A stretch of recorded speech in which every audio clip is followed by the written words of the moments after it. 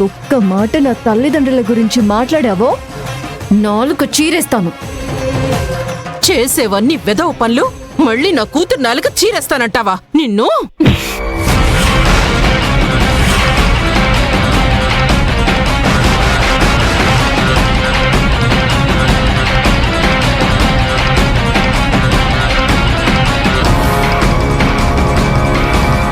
ఒక్క మాట అనగానే ఇంత పౌరుషం వచ్చిందే. మరి నా ముందే నా తల్లిదండ్రులని తిడుతూ ఉంటే చేతులు కట్టుకుని కూర్చుంటానా? నిజానికి తప్పు చేసింది నేను కాదు, మీ కొడుకు.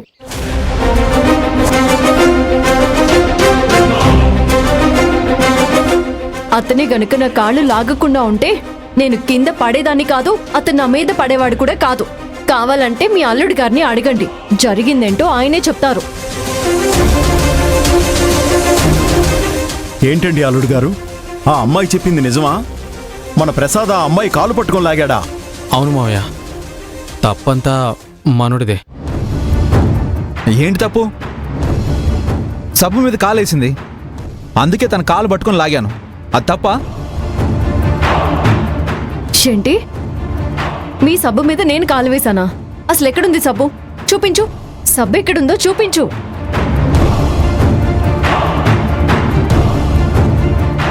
అదిగో అక్కడుంది.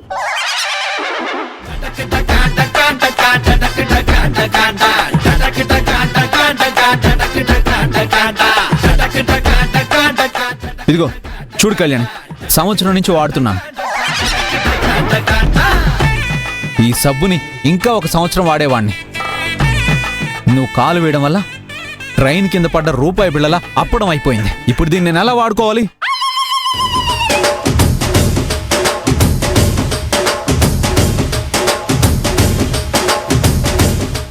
ఇది సబ్బా? అవును కళ్యాణి, పోయిన సంవత్సరం వాడి పుట్టినరోజుకి నేనే గిఫ్ట్గా కొనిచ్చాను. అప్పటి నుంచి కరిగిపోకుండా అదే సబ్బు వాడుతున్నాడు. దీన్ని ఎవడైనా సబ్బంటాడా? దీన్ని సంవత్సరం నుంచి వాడుతున్నావంటే నీ పిసినార్తనానికి పరాకాష్ట ఏంటో అర్థమవుతుంది. ఏదేమైనా నీలాంటి పిసినారి వాడిని చేసుకోబోయే అమ్మాయి పని గోవిందా గోవిందా. చాలే, ఓ పక్క పెళ్లి వాళ్ళు వచ్చి టైం అవుతుంది. ఏంటి ఇదంతా? వెళ్ళి మిగతా పనులు చూడు. అలాగే.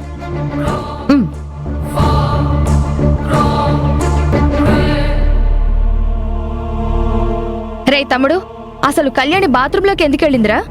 నేనే వెళ్ళమన్నానక్క. ఉద్ధరించావులే, వెళ్ళు.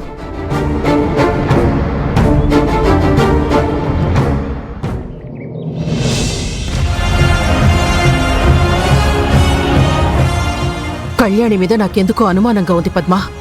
దాని మీద ఒక కన్నేసుంచు. అలాగే అమ్మా.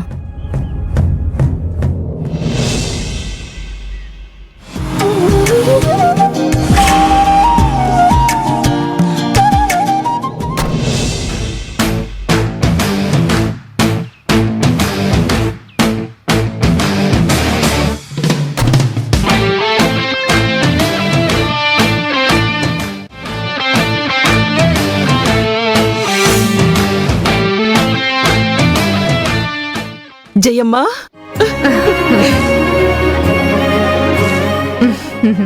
ఎన్నాళ్ళైందే నిన్ను చూసి. ఎప్పుడో మన పెళ్లిళ్ళకి ముందు కలుసుకున్నాం, ఇప్పుడు మన పిల్లల పెళ్లిళ్ళకి కలుసుకుంటున్నాం. కాదు కాదు, వియ్యంకులం కాబోతున్నావే. నీతో వియ్యం అందుకోవటం అంటే అది నా అదృష్టంగా భావిస్తాను. అందుకే కదే నీ కూతుర్ని నా ఇంటి కోడల్ని చేసుకోబోతున్నాను. అన్నట్టు చెప్పడం మర్చిపోయాను. ఈయన మా వారు దానయ్య గారు. నమస్కారం అన్నయ్య గారు. నమస్కారం అమ్మా. మా ఆవిడ ఎప్పుడూ మీ గురించే చెప్తూ ఉంటుంది, కాలేజ్ టైంలో మీరిద్దరూ బెస్ట్ ఫ్రెండ్స్ అని. నేను కూడా మా వారికి ఎప్పుడు చెప్తుంటాను అన్నయ్య గారు, మా ఊర్లో బేబమ్మే నా బెస్ట్ ఫ్రెండ్ అని. ఇదిగో తను మా కూతురు పద్మ, మా అల్లుడు గారు. నమస్కారం ఆంటీ. నమస్తే అమ్మా. ఆయన మా వారు, తను మా మరిది, నమస్తే. తను నా చెల్లెలు. నమస్తే. ఇదిగో తినే నా కూతురు కిరణ్. కిరణా? ఒరిజినల్ పేరు కిరణ్మయమ్మ. షార్ట్ కట్ లో కిరణ్ అని పిలుస్తాం. ఓ, సరే సరే, లోపలికి వెళ్ళి మాట్లాడుకుందాం. రండమ్మా, రండి.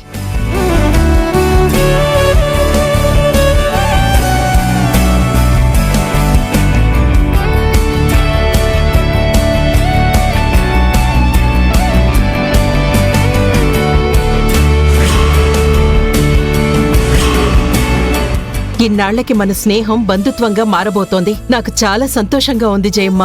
నాకు అంతే హ్యాపీగా ఉంది. ఇంకా ఆలస్యం ఎందుకు? అబ్బాయిని పిలిపించండి. అలాగే. అల్లుడు గారు, ప్రసాద్ని పిలవండి. ఆ, పిలవడం ఎందుకు అత్తయ్య గారు? నేనే వెళ్ళి స్వయంగా తీసుకొస్తాను. ఆ,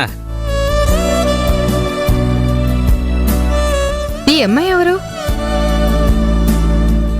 మా ఇంటి పని మనిషి. పని మనిషి చాలా స్టైల్ గా ఉందే. కానీ అంతకంటే స్టైల్ గా ఉంటుంది.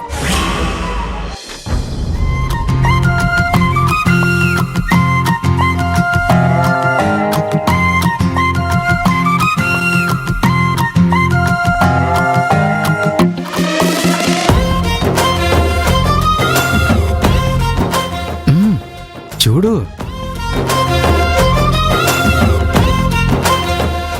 మగాడివి అంత సిగ్గుపడితే ఎలా బాబు? ఒకసారి అమ్మాయిని చూడు.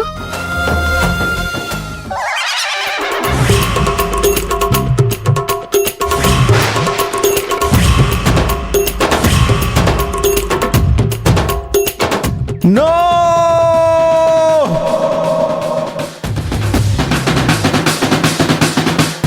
నువ్వు ఆడదానివా మగాడివా? ఈ చిరిగిన ప్యాంట్ ఏంటి, ఈ టీ షర్ట్ ఏంటి, పైన ఆ షర్ట్ ఏంటి, ఆ కళ్ళజోడేంటి, నెత్తి మీద ఈ టోపీ ఏంటి? అయినా అందరి ముందు ఇలా కాళ్ళ మీద కాలేసుకొని కూర్చోవడం ఏంటి? నీలాంటిది నాకు పెళ్ళంగా కాదు కదా, కనీసం ఈ ఇంట్లో పని మనిషిగా కూడా పనికిరాదు. నిన్ను ఆగరా. ఆగరా! వదిలిపోవడాను. అయ్యో.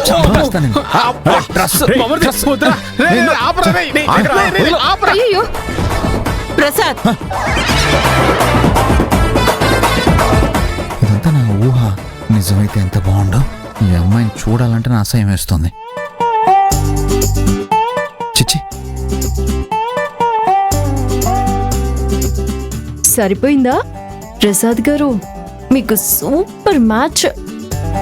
ఎలాంటి ఆడదైతే నా భారీగా వద్దనుకున్నానో అలాంటి ఆడదే ఇప్పుడు పెళ్లి చూపులకు వచ్చింది. ఇప్పుడు అమ్మకి నేనేమని చెప్పాలి?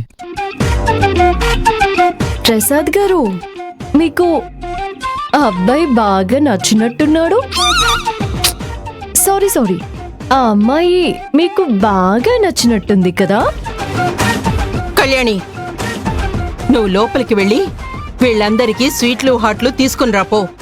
అలాగేనండి.